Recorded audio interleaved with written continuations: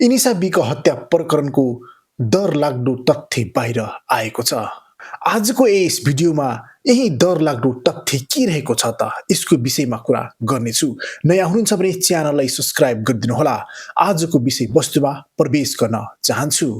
इनिसा बीकाको प्रेमीले इनिसालाई भेट्नको लागि स्थानीय जङ्गलमा बोलाउँछन्। जङ्गलमा इनिसा बीका आउँछिन्। ती प्रेमीले इनिसा बीकाको लागि चुरा र केही सामानहरू उपहारको लागि ल्याएका रहेछन्। यस्तो घटना घट्नुभन्दा 2 वर्ष अगाडिदेखि उनीहरू प्रेम सम्बन्धमा रहेको कुरा बाहिर आएको छ।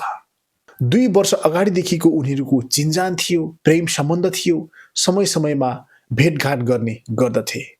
त्यो दिन इनिसा बीकाको प्रेमीले बोलाएपछि इनिसा बीका स्थानीय जङ्गलमा भेट्न गइन् र त्यही लामो समयसम्म कुरा गरिरहँदाखेरि दुवैजनाको आपसी सल्लाहमा शारीरिक सम्बन्ध बनाएको र शारीरिक सम्बन्धपछि अत्यधिक रक्तस्राव हुन थालेपछि ती युवक अत्तालिन्छन्।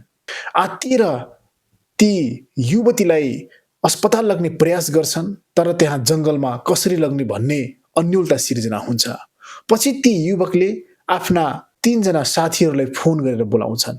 ती युवकका साथीहरू आउन नमानेपछि जसरी भए पनि आइदिनु पर्यो भनेर हार गुहार गर्न थाल्छन्। बढी नै रिक्वेस्ट गर्न थालिसकेपछि उनका 3 जना साथीहरू त्यहाँ पुग्छन्।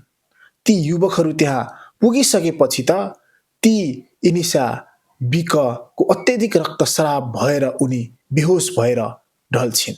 अब उनलाई कसरी लग्ने, जङ्गलमा कुनै अस्पताल लग्न सक्ने कुनै पनि साधन छैन, उनीहरू आत्तिन्छन्। पछि इनिसा बीका बेहोस हुन्छन्। बेहोस भइसकेपछि ती युवकले आफूले लगाएको जकेट इनिसाको शरीरमा ढाकिदिन्छन्। पछि ती युवक त्यहाँबाट भाग्छन् किनकि डराइसकेका थिए इनिसा बीकाको मृत्यु भइसक्यो भनेर। अब फसिन्छ भनेर त्यो घटनास्थलबाट भागिसकेका थिए। पछि स्थानीय मानिसहरूले घटना घटेको ठाउँमा त्यहाँ पुग्छन् र पुलिसलाई खबर गर्छन्। पुलिस त्यो घटनास्थलमा पुग्छ र घटनास्थलमा पुगिसकेपछि खोज तलास गर्ने क्रममा प्रेमी लगायत 4 जना युवकहरू पक्राउ परिसकेका छन् र पक्राउ परिसकेपछि अहिले उनीहरूलाई थुनामा राखिएको छ। थुनामा राखेर ती युवकहरूमाथि गहिरो अध्ययन अनुसन्धान नेपाल प्रहरीले गरिरहेको छ र प्रहरीले ती युवकहरूबाट बयान लिने क्रममा यो कुरा बाहिर आएको हो। अब यो घटनाको नालीबेली हेर्दाखेरि के देखिन्छ भने ती युवतीलाई ती युवकले जङ्गलमा भेट्न बोलाएको अवस्थामा एक्लै त्यो जङ्गलमा भेट्न नजानु पर्ने हो। यदि भेट्नु नै थियो भने कुनै पनि कफी हाउस अथवा कहीँ बजारको छेउछाउमा भएको पार्कमा भेटेको भए सायद यस्तो घटना घट्दैन थियो होला। त्यसकारण माया प्रेमको नाममा ती युवाको सोच कस्तो छ, त्यसको चरित्र कस्तो छ, त्यो हेर्न अत्यन्तै आवश्यक छ र हरेक अभिभावकले आफ्नो छोराछोरीमाथि कडाभन्दा कडा निगरानी राख्नुपर्ने पनि अत्यन्तै आवश्यक छ। कोसँग उठबस गरिरहेको छ, कोसँग बसिरहेको छ, त्यो नहेरेसम्म, कोसँग उठबस गरिरहेको छ त्यसको विषयमा हामीले निगरानी गरेनौँ भने थुप्रै युवा युवतीहरू बिग्रिरहेका हुन्छन् र यस्तो घटनाहरू घटिरहेका हुन्छन्। र इनिसा बीकाको यो जुन घटना घटेको छ, यो घटनालाई लिएर हरेक अभिभावकहरू सचेत हुन आवश्यक छ र यो देशव्यापी रूपमा यो घटनाको विषयलाई लिएर ठुलो विरोध प्रदर्शन भइरहेको छ, नारा जुलुस भइरहेको छ।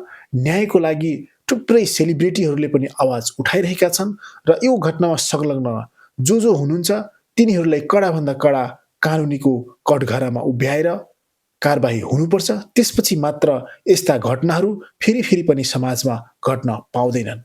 यो घटनामा संलग्न जो युवकहरू छन् ती दोषीहरूलाई राजनीतिक पहुँच वा पैसा पेलेर उनीहरूलाई छुटाइयो भने यस्तो किसिमको घटनाहरू फेरि समाजमा मौलाइरहन्छ। त्यसकारण यस्तो घटना घट्न नदिनको लागि अपराधीलाई कडाभन्दा कडा कानुनी सजाय दिन अत्यन्तै आवश्यक छ।